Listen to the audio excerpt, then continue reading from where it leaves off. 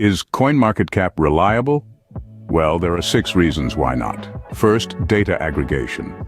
They gather information from numerous exchanges, each with its own data reporting practices and potential for errors.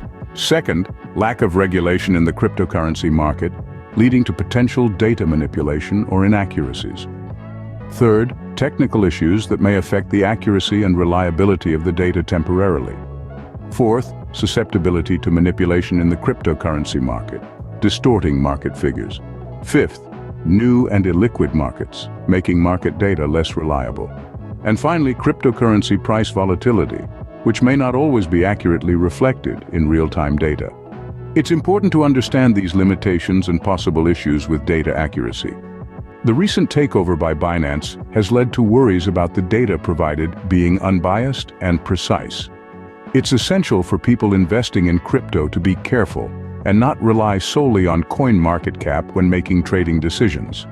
Luckily, there are other places to find data and market capitalization information that might offer a more complete and trustworthy view of the crypto market. It's a good idea to check out these alternatives and do thorough research before making any investment choices.